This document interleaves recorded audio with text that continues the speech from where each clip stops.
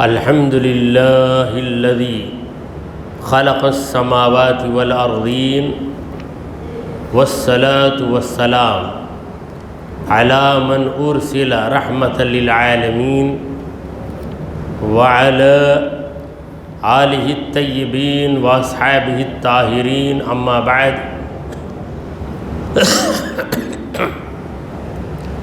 فأعوذ بالله من الشيطان الرجيم بسم الله الرحمن الرحيم نزل عليك الكتاب بالحق مصدقا لما بين يديه وأنزل التوراة والإنجيل صدق اللہ مولانا العظیم۔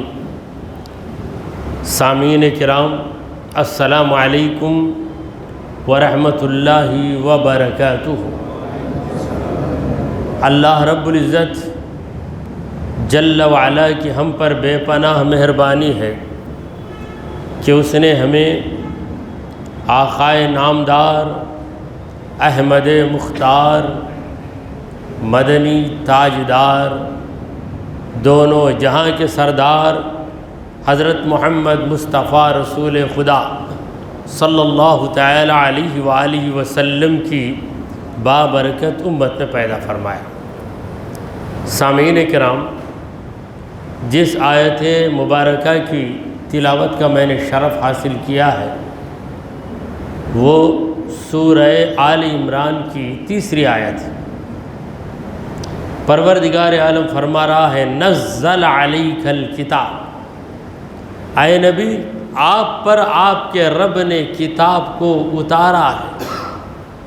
نزل دھیرے دھیرے اتارا ہے، کبھی ایک آیت، کبھی 3 آیتیں، کبھی 10 آیتیں، کبھی ایک سورہ۔ قرآن مجید کے اس طرح رفتہ رفتہ اترنے کی کیفیت کو تنزیل کہتے ہیں۔ وَنَزَّلْنَاهُ تَنزِيلًا، ہم نے قرآن کو رفتہ رفتہ اتارا ہے۔ یہ خدا کا کرم ہے۔ دیکھیے، جب کوئی مسئلہ چھڑتا ہے اس وقت وضاحت ہو جائے تو مسئلہ ذہن میں نقش ہو جاتا ہے۔ اگر سارے مسائل ایک ہی وقت میں بتا دیے جائیں تو سارے مسائل ذہن میں نقش نہیں ہوتے۔ تو یہ انسان کے ذہن کی کیفیت ہے۔ پروردگار سے بہتر انسان کی کیفیت کو کون جانتا ہے؟ لہٰذا اس نے جب جب جیسا موقع رہا آیتوں کو اتارتا رہا۔ کبھی ایلا کا مسئلہ آیا تو ایلا کا حکم نازل کیا، کبھی زہار کا مسئلہ آیا تو زہار کا حکم نازل کیا، کبھی طلاق کی بات آئی تو طلاق کا مسئلہ واضح کر دیا، سود کی بات آئی تو سود کا مسئلہ واضح کر دیا، شراب کی بات آئی تو شراب کا مسئلہ واضح کر دیا۔ تو مسائل کو واضح کرنے کے لیے پروردگار عالم نے وقتاً فوقتاً آیتوں کو نازل کیا ہے، تو اسے کہتے ہیں تنزیل۔ اور کوئی یہ نہ سمجھ لے کہ پروردگار موقع کی وجہ سے ہی آیتیں اتارتا ہے، موقع ہوتا ہے تو آیت بنتی ہے، یہ بھی غلط ہے۔ اللہ تبارک و تعالیٰ نے بیک وقت پورے قرآن کو بھی اپنے حبیب پہ نازل کیا، ایک ہی رات میں پورا قرآن اتار دیا گیا۔ اس طرح کی کیفیت کو انزال قرآن کہتے ہیں۔ تو انزال تنزیل دونوں برحق ہیں۔ انزال یہ بتانے کے لیے کہ رب جلیل بیک وقت پورا قرآن اتار سکتا ہے اور رب کا محبوب بیک وقت پورے قرآن کو ضبط کر سکتا ہے، یہ بتانے کے لیے قرآن کا انزال ہوا۔ اور ہماری جو کیفیت ہے کہ بیک وقت ہم لے نہیں سکتے، اس لیے جب جب کوئی ضرورت پڑی تب تب اللہ نے اس ضرورت کا حکم بتانے کے لیے آیت کو نازل کیا۔ تو نزل علیک الکتاب، اے نبی آپ کے رب نے آپ پر کتاب کو نازل کیا بالحق، حق کے ساتھ، یعنی اس قرآن میں حق اس طرح ملا ہوا ہے جس طرح پانی کے اندر کیا ملی ہوئی ہے؟ روانی ملی ہوئی ہے. جس طرح پھول کے اندر خوشبو ہے اسی طرح قرآن کے اندر حق ہے. حق کو لے کر قرآن اترا ہے. کوئی بات قرآن میں خلاف حق نہیں ہے. یہ ایک بات بھی خلاف حق نہیں ہے. مصدقا لما بین یدیہ، اور یہ قرآن تصدیق کر رہا ہے ان کتابوں کی جو اس سے آگے، قرآن سے آگے کی کتاب انجیل ہے جو عیسیٰ علیہ السلام پہ اتاری گئی، زبور ہے جو حضرت داؤد علیہ السلام پہ اتاری گئی، توریت ہے جو حضرت موسیٰ علیہ السلام پہ اتاری گئی، اور کئی صحیفے ابراہیم علیہ السلام پہ اتارے گئے، شیس علیہ السلام پہ اتارے گئے. ان تمام کتابوں کی اور صحیفوں کی قرآن تصدیق کر رہا ہے، تکذیب نہیں کر رہا، تصدیق کر رہا ہے. یعنی قرآن کہتا ہے کہ توریت سچی کتاب، قرآن کہتا ہے کہ انجیل سچی کتاب، قرآن کہتا ہے کہ زبور بالکل صحیح کتاب. تصدیق کرنا یعنی ان کتابوں کو قرآن کیا کرتا ہے؟ اٹیسٹ کر دیتا ہے کہ بالکل صحیح کتابیں، کیونکہ اگلی کتابیں پیغمبروں پہ نازل ہوئی. پیغمبر بھی برحق، پیغمبر پر اترنے والی کتاب بھی برحق. وَأَنزَلَ التَّوْرَاةَ وَالْإِنجِيلَ، اللہ نے توریت کو نازل کیا اور انجیل کو نازل کیا. خدا کا کرم دیکھیے کہ اگلی کتابیں بیک وقت اترتی تھی، موقع پر نہیں، پوری کتاب بیک وقت اتر گئی، انجیل توریت، مگر قرآن وقتاً فوقتاً اتارا گیا. اس لیے کہ اللہ کے محبوب کی امت پر اللہ کا کرم ہی نرالا ہے. حضور کی امت پر اللہ تبارک و تعالیٰ نے بہت سی سہولتیں رکھی، کئی سہولتیں. آپ جدھر چاہیں نماز پڑھ سکتے ہیں بشرطے کہ جگہ پاک ہو. جعلت لی الارض کلھا مسجدہ، پوری زمین میرے لیے مسجد بنا دی گئی. یعنی جدھر چاہو تم نماز ادا کرو، گھر میں ادا کرو، دکان میں ادا کرو، بشرطے کہ جگہ صاف ہو. مگر اگلے دور میں یہ حکم نہیں تھا، نماز کے لیے خاص مقام پر آنا پڑتا تھا. اگرچہ کہ مسافت زیادہ ہو ادھر ہی آنا پڑتا تھا. اور اگلے زمانے میں توبہ کے لیے بھی خاص مقام پہ جانا پڑتا تھا. مگر اب توبے کا دروازہ 24 گھنٹے کھلا ہوا ہے. کوئی وقت ایسا نہیں جس میں خدا کہہ دے کہ اب میں توبہ کا دروازہ بند کر دیا. 24 گھنٹے راؤنڈ دا کلاک کہتے ہیں، راؤنڈ دا کلاک، یعنی تمام اوقات میں کسی بھی وقت، رات میں توبہ کرو توبہ قبول، صبح کرو توبہ قبول، دوپہر میں کرو توبہ قبول، ناشتے کے پہلے بھی قبول، ناشتے کے بعد بھی قبول. جب چاہے آپ توبہ کیجیے. مگر دیر آپ کی طرف سے، توبہ کرنے میں آپ دیر لگاتے ہیں. پروردگار کہتا ہے کہ وَأَنَا التَّوَّابُ الرَّحِيمُ، میں ہی توبہ قبول کرنے والا ہوں. اور کیسا توبہ قبول کرنے والا؟ الرحیم، مہربانی کے ساتھ قبول کرتا ہوں. مہربان بھی ہوں، تواب بھی ہوں.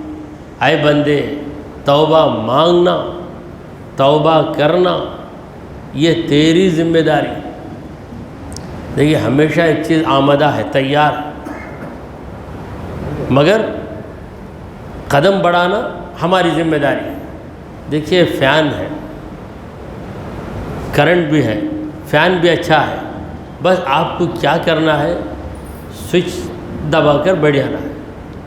نہیں میں سوئچ نہیں دباؤں گا تو فین بولے گا میں تو ریڈی، لیکن تو ریڈی نہیں ہے، تو تیار نہیں ہے. تو خدا کی طرف سے توبہ کا یہ اعلان ہے کہ اے میرے بندے تیری پوری زندگی میں توبہ کا دروازہ کھلا رکھا ہوں، جب تیری زندگی ختم ہو جائے گی تو توبہ کا دروازہ بند ہو جائے گا، جب تک تیری زندگی جاری توبہ کا دروازہ اوپن کھلا ہوا ہے 24 گھنٹے، کوئی ممنوع وقت نہیں ہے۔ دیکھیے اللہ نے نماز کے لیے تو ممنوع وقت رکھا ہے، سورج نکلتے وقت نماز نہیں پڑھ سکتے، سورج ڈھلتے وقت نماز نہیں پڑھ سکتے، سورج ڈوبنے کے وقت نماز نہیں پڑھ سکتے، مگر ان وقتوں میں بھی آپ توبہ کر سکتے۔ کیوں؟ سورج نکل رہا ہے، اگر آپ سوچیں کہ پورا نکل کے بعد میں توبہ کروں گا، وہ سورج نکلنے کے پہلے آپ کا دم نکل گیا تو کیا کریں؟ دم نکل گیا تو توبہ کا موقع نہیں رہے گا۔ لہذا ہمیشہ توبہ کرتے رہو، دل سے توبہ کرتے رہو، کیونکہ ہم سے کیا گناہ ہو جاتا ہے ہمیں کیا خبر ہے، ہم نہیں جانتے۔ دیکھیے انسان نہیں جانتا ہے کہ اس کے اندر کتنی بیماریاں ہیں، جب اسکیننگ ہوتی ہے تب معلوم ہوتا ایک پتھر اندر ہے، وہاں چربی سخت ہو گئی ہے، ادھر ڈیمیج ہے، ادھر جو ہے ایک بلڈ کلاٹ ہے، اتنا ہے کہ مجھے معلوم نہیں نا، میں نارمل ہوں مگر اتنے خامیاں ہیں میرے اندر۔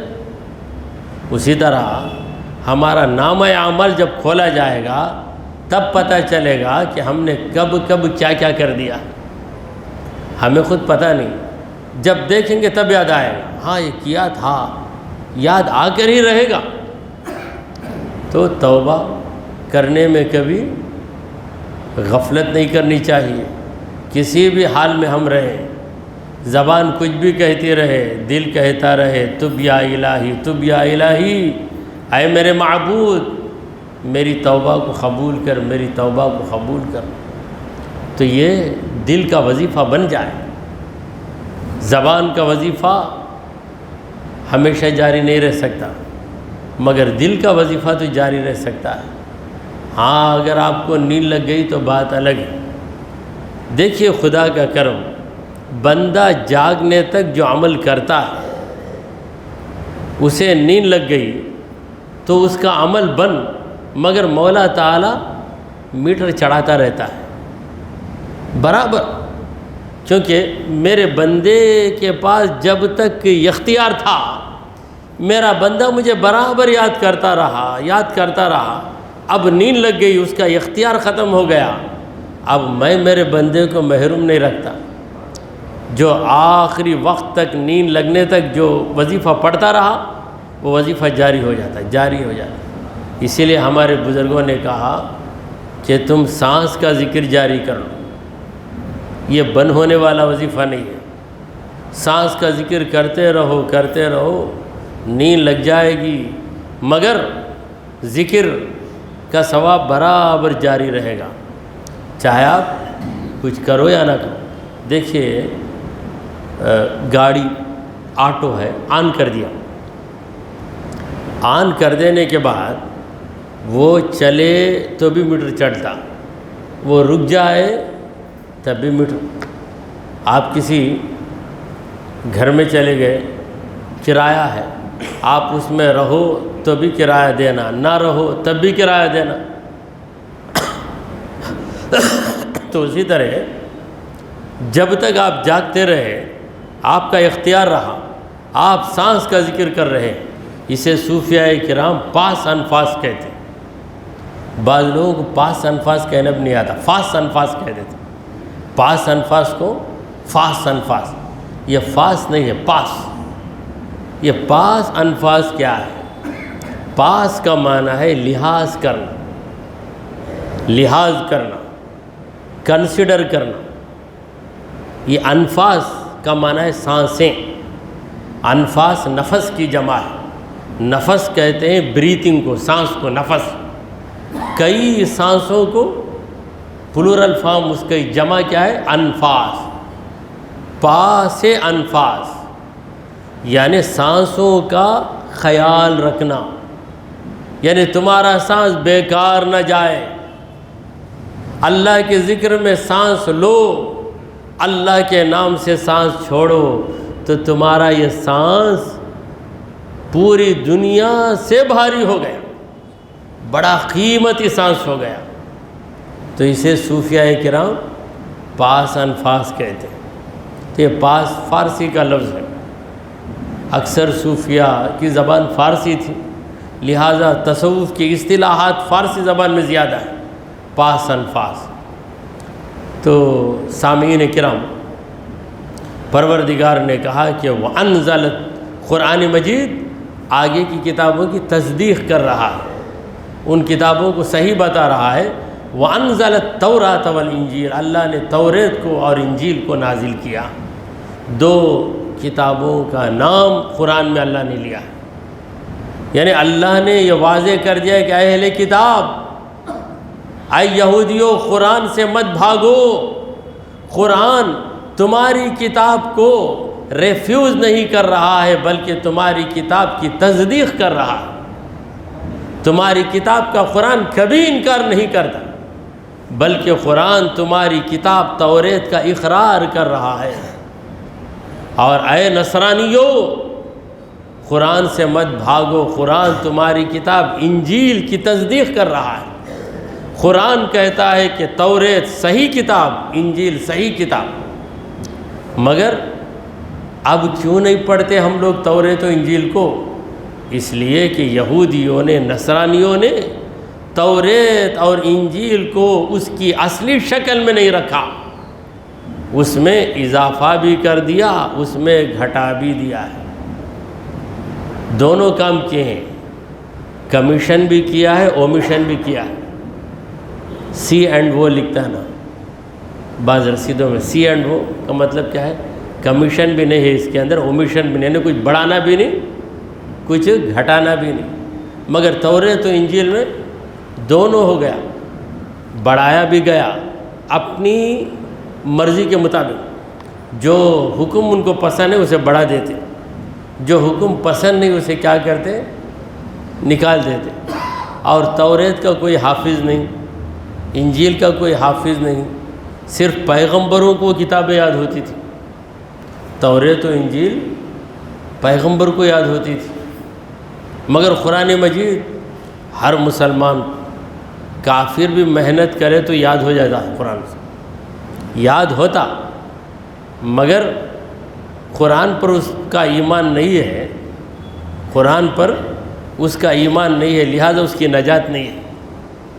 صرف حفظ کر لینے سے وہ جنت کا حقدار نہیں بن جاتا، قرآن پر ایمان لانا لازمی ہے۔ تو قرآن کو اللہ نے آسان کر دیا ہے، کوئی بھی مسلمان ہلکی پھلکی محنت کر لے تو چند آیتیں اسے ضرور یاد ہو جائیں، ضرور بضرور یاد ہو جائیں گے۔ بعض لوگ ایسے ہیں جو قرآن کے حافظ نہیں، مگر روزانہ قرآن کی تلاوت کرتے ہیں، روزانہ ایک پارہ پڑھ لیتے ہیں۔ اس طرح مہینے میں قرآن ختم ہو جاتے ہیں، 10 مہینے میں 10 قرآن ختم ہو جاتے ہیں، 12 مہینوں میں 12 قرآن، 10 سال میں 120 قرآن، 20 سال میں 240 قرآن۔ اتنے بار تلاوت کرنے کے بعد ان کی حالت یہ ہوتی کہ تراویح میں حافظ کہیں چھوڑ دے تو یاد تو نہیں رہتا، مگر ان کے ذہن میں وہ آیت یاد آ جاتی، آیت یاد آ کر وہ لقمہ دے سکتے ہیں، مگر ڈر کی وجہ سے نہیں دیتے۔ ہاں، نماز کی حالت نہ ہو، کوئی قرآن پڑھتے پڑھتے غلطی کر دیتا ہے تو اچانک بولتے نہیں وہ نہیں رنگا نہ وہاں، آپ کو کہنا حافظ کیا؟ حافظ تو نہیں، مگر روز روز پڑھنے کی وجہ سے قرآن کی آیتیں ذہن میں بیٹھ گئی۔ تو اس طرح قرآن کو اللہ نے آسان بنایا، مگر ہم لوگ نہیں پڑھتے، یہ ہماری غلطی، ہماری خامی ہے۔ من قبل کے معنی ہے پہلے، یعنی قرآن سے پہلے اللہ نے توریت اور انجیل کو نازل کیا، ہدی للناس، یہ دونوں کتابیں لوگوں کو صحیح راستہ بتاتی ہیں۔ توریت، اصلی توریت اگر کوئی پڑھ لے گا، ہمارا چیلنج ہے، اصلی توریت اگر کوئی پڑھ لے گا تو محمد صلی اللہ علیہ وسلم پر ایمان لائے بغیر نہیں رہ سکتا۔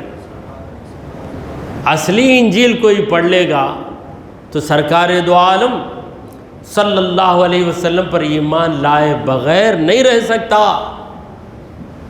دیکھیے کوئی قرآن پڑھتا ہے، کیا وہ نماز پڑھے بغیر رہ سکتا ہے؟ نہیں، کیونکہ قرآن پڑھے گا تو اس میں آئے گا وَأَقِیمُوا الصَّلَاةَ، نماز قائم کرو، قرآن کہہ رہا ہے۔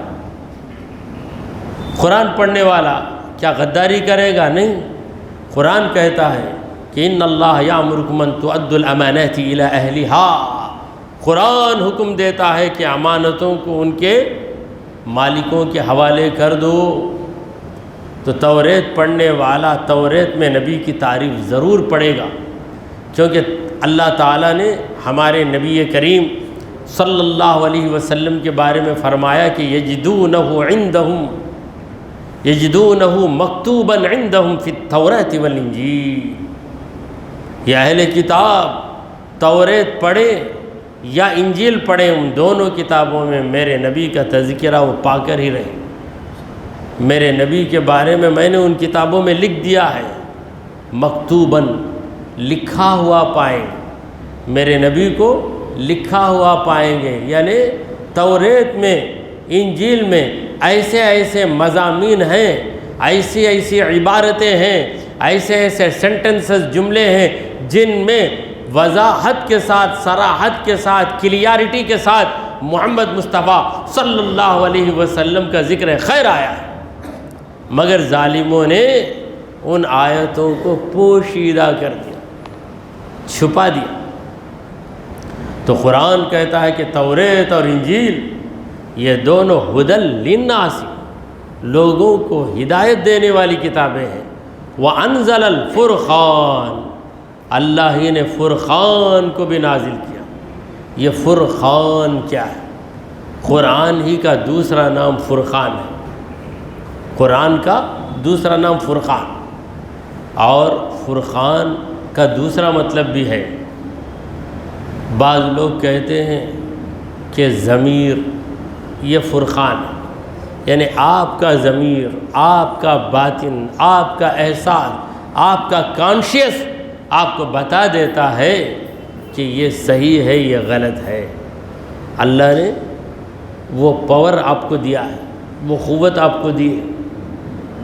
اور بعضوں نے کہا کہ عقل کے ذریعے آدمی پرکھ لیتا ہے کہ صحیح کیا ہے، غلط کیا ہے۔ یہ طاقت بھی اللہ ہی نے تمہارے اندر پیدا کی۔ ان الذین کفروا بآیات اللہ، بے شک جن لوگوں نے اللہ کی آیتوں کا انکار کر دیا، کفروا انکار کر دیا، کس کا انکار کیا؟ بآیات اللہ، اللہ کی آیتوں کا انکار کر دیا۔ آیت اترتی کہتے ہیں نہیں مانتے، آیت اترتی بولتے ہیں نہیں مانتے۔ جن لوگوں نے اللہ کی آیتوں کا، یعنی قرآن مجید کی جو آیتیں ہیں یہ اللہ کی آیتیں ہیں، اللہ کی آیتیں دو ہیں، ایک آیات قرآنیہ اور دوسری آیات آفاقیہ، اور ایک اعتبار سے آیتیں تین ہیں، آیات قرآنیہ، آیات آفاقیہ، آیات انفسیہ۔ سنوریہم آیاتنا فی الآفاق وفی انفسہم، فی الآفاق آفاقی آیت ہے، وفی انفسہم انفس کی آیت ہے۔ اب میں تینوں کی وضاحت کر رہا ہوں۔ قرآن کی آیتیں، آیات قرآنیہ، یہ 114 سوروں کے اندر جو پھیلی ہوئی آیتیں ہیں یہ آیات قرآنیہ۔ تو یہ ایک آیت کا بھی کوئی انکار کر دے تو وہ کافر ہو جاتا ہے۔ آیات آفاقیہ کیا ہے؟ باہر نظر آنے والی آیتیں، آسمان ایک آیت ہے، سمندر ایک آیت ہے، پہاڑ ایک آیت ہے، سورج ایک آیت ہے، چاند ایک آیت ہے، زمین ایک آیت ہے۔ آیت کا معنی ہے نشانی، آیت کا معنی کیا ہے؟ نشانی۔ تو آسمان نشانی ہے خدا کی قدرت کی، یہ دریا نشانی ہے خدا کی قدرت کی، یہ پہاڑ نشانی ہے خدا کی قدرت کی، یہ زمین نشانی ہے خدا کی قدرت کی، تو ان آیتوں کا انکار کیا ہے؟ آسمان کو دیکھے اور کہے کہ آسمان کو خدا نے نہیں بنایا، آسمان ہی خدا ہے، یہ مان کر آسمان کی عبادت کرنے لگا تو اللہ کی آیت کا انکار کر دیا۔ پہاڑ کے بارے میں سوچا کہ پہاڑ خود بخود نکل گیا، حالانکہ خدا نے پہاڑ کو پیدا کیا، تو پہاڑ خدا کی مخلوق ہے، آسمان خدا کی مخلوق ہے۔ اگر مان لیا تو خدا کی آیتوں پر ایمان لے آئے، اگر نہ مانا تو خدا کی آیتوں کا انکار کر دیا۔ یہ آفاقی آیتیں۔ آفاقی آیتیں کیا ہے؟ آؤٹر سائنس، سائنس جو کہہ رہا ہوں وہ SIGN یہ سائن ہے، نشانی، باہر کی نشانیاں ہمارے اندر نہیں ہے۔ آسمان ہمارے اندر نہیں، دریا ہمارے اندر نہیں، پہاڑ ہمارے اندر نہیں، سب باہر ہیں۔ اس لیے ان آیتوں کو کیا کہتے ہیں؟ آیات آفاقیہ۔ اور بہت سی آیتیں ہمارے اندر ہیں، ہماری آنکھوں کی بصارت ہمارے اندر، ہمارے چہرے کی رنگت ہمارے اندر، ہماری انگلیوں کی لچک یہ ہمارے اندر، ہمارے پیروں کی طاقت ہمارے اندر، ہضم کا نظام ہمارے اندر، چبانے کی لذت ہمارے اندر، بھوک کا احساس ہمارے اندر، یہ ساری چیزیں آنکھوں سے ہم دیکھ رہے ہیں۔ ہماری آنکھ خدا کی نشانی ہے، ہمارا کان خدا کی نشانی ہے، ہماری زبان خدا کی نشانی ہے۔ کوئی یہ عقیدہ رکھے کہ میری آنکھ رب کی بنائی ہوئی ہے تو خدا کی آیت پر وہ ایمان لایا۔ میرا یہ کان میرا نہیں، خدا نے مجھے عطا کیا ہے، اس کی بنائی ہوئی چیز ہے۔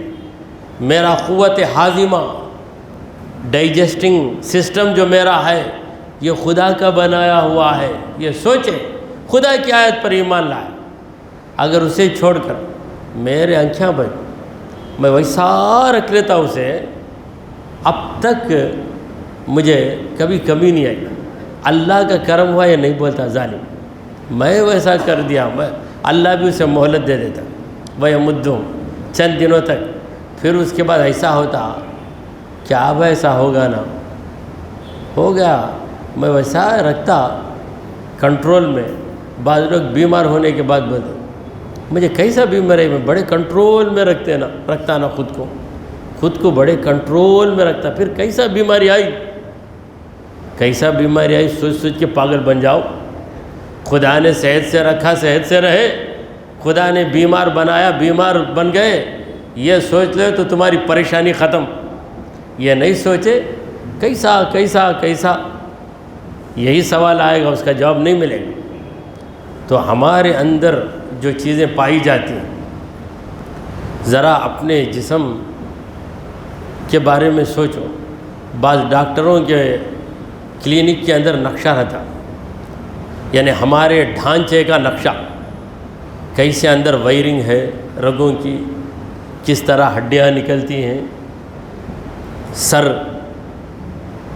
کا اندرونی نقشہ کیا ہے وہ دیکھتے ہم، وہ ڈھانچہ، تو وہ جو اندر کا بتاتا ہے وہی ہمارے اندر ہے۔ اوپر کور پہنا کر ہم کو خوبصورت بنا دیا، یہ چمڑے کا کور پہنا دیا، یہ کور نکالتے ہیں، ڈسکور کرے تو اندر کی حالت نکل جائے گی۔ تحقیق کرنے کو انگریزی میں کیا بولتے ہیں؟ ڈسکور کرنا، یعنی کور نکالے تو اندر کیا ہے معلوم ہوتا، اس کا معنی کیا ہے؟ ڈسکور۔ تو ہمارے اندر کی حالت، ہمارا نقشہ کیا ہے، یہ اس تصویر میں ہمیں نظر آتا ہے جس میں ڈھانچہ ہے انسان کا۔ تو اوپر اللہ تعالیٰ نے چمڑا لگا دیا، یہ چمڑے کو اللہ اچانک غائب کر دے تو ہم اپنا اصلی روپ لے کر باہر آئیں گے تو ہمارے بچے چیخ مار کے دم توڑ دیں گے، بیوی بھاگ جائے گی، چاہنے والی ماں کیا رے ایسا بن گیا، کیا ایسا ہو گیا، وہ بھی اپنی جان بچانے کی سوچی، حالانکہ وہ ڈھانچے میں آ کے بھی کچھ کرتا نہیں، چمڑا نکل گیا تو حالت کیا ہوگی۔ تو مولا کریم کا کتنا کرم ہے، تو باہر بھی اس کی نشانیاں، اندر بھی اس کی نشانیاں اور کتاب میں بھی اس کی نشانیاں۔ تو جو لوگ اللہ کی آیتوں کا انکار کرتے ہیں لہم عذاب شدید، انہیں سخت عذاب ہے، عذاب ہے جہنم کا عذاب، دنیا میں بھی عذاب ہے۔ پہلا عذاب یہ ہے کہ اللہ کی نشانی کو دیکھ کر اللہ کی نشانی سمجھا تو ایک مزہ ملے گا، ایمانی مزہ ملے گا، ایمانی مزہ ملے گا، دل کو بھی مزہ ملے گا، ذہن کو بھی مزہ ملے گا، سکون ہی سکون۔ دل نہیں لگتا، دل نہیں لگتا، چند لوگ کہتے ہیں ارے جس سے دل لگانا ہے اس سے تو نے دل نہیں لگایا، اگر اس سے دل لگا لیا تو ہر چیز تیرے لیے دل بہلانے والی بن جائے گی، تیری نظر جس چیز پہ بھی پڑے گی تو یہی کہے گا کہ میرے رب کی نشانی ہے، میرے رب ہی نے تو اس کو اس انداز میں بنایا ہے، اس روپ میں پیدا کیا ہے، تو دل کیا ہوگا، لگ جائے گا۔ جب دل لگے گا تو دل کو کیا ملے گا، اطمینان ملے گا، سکون ملے گا۔ اسی لیے اللہ فرماتا ہے الا بذکر اللہ تطمئن القلوب، اللہ کے ذکر سے دلوں کو اطمینان ملتا ہے۔ تو اللہ کا ذکر کب قائم ہوگا، جب اللہ کی نشانیوں کو ہم دیکھیں گے۔ باہر دیکھو خدا کی نشانیاں، اپنے اندر غور کرو خدا کی نشانیاں، کھا رہے ہو، چبا رہے ہو تو یہ دانتوں کے ذریعے روٹی کو چبا کر حلق کے اندر اتار رہے ہو، یہ سارا جو نظام ہے، سسٹم، یہ نظام، یہ خدا کی قدرت کی نشانی نہیں تو اور کیا ہے، مگر ہم توجہ نہیں دیتے۔ توجہ اگر دیں گے تو خدا کو بھولنا آپ کے لیے ناممکن ہو جائے گا، خدا کو بھول جانا ناممکن ہو جائے گا۔ تو جو لوگ اللہ کی آیتوں کا انکار کرتے ہیں لہم عذاب شدید، انہیں سخت عذاب ہے، واللہ عزیز ذو انتقام۔ یا عذاب سے مراد جہنم کا عذاب ہے مرنے کے بعد۔ دنیا میں عذاب یہ ہے کہ پریشانی، یہی بہت بڑی عذاب ہے۔ واللہ عزیز، اللہ عزت والا ہے، غلبے والا ہے، ذو انتقام، ذو انتقام، ذو انتقام، انتقام والا۔ انتقام کا معنی کیا ہے، بدلہ لینا، ریونج، بدلہ لینا۔ اللہ بدلہ لے بندے سے تو کون بندہ کھڑا ہو سکتا ہے، ہرگز نہیں کھڑا ہو سکتا۔ خدا اگر پوچھے کہ میری اس نعمت کا تو نے کیا حق ادا کیا تو ہم لاجواب ہو جائیں۔ اللہ تعالیٰ اگر انتقام لے تو کون برداشت کرے گا، کوئی برداشت نہیں کر سکتا۔ تو رب کے انتقام سے ڈرو، انا من المجرمین لمنتقمون، ہم مجرموں سے انتقام لے کر رہیں گے۔ اور یہاں پہ فرمایا واللہ عزیز ذو انتقام، اللہ غلبے والا ہے، وہ غلبے والا انتقام لے تو کیا تم بچ سکتے ہو؟ ہرگز نہیں بچ سکتے۔ دعا کیجئے کہ پروردگارا ہم نے جو کچھ کہا اور سنا اسے قبول فرما لے۔ اے اللہ ہمارے گناہوں کو معاف فرما، ہماری خطاؤں کو درگزر کر دے۔ اے رب العالمین ہم پر تیری رحمتیں نازل فرما۔ اے اللہ ہمیں سیدھے راستے پر چلا، تیرے انبیاء اور تیرے اولیاء کے راستے پر چلا۔ اے رب العالمین ہمارا خاتمہ ایمان کی حالت میں فرما۔ وصلی اللہ تعالی علی خیر خلقہ سیدنا وحبیبنا ومولانا محمد وعلی آلہ واصحابہ اجمعین۔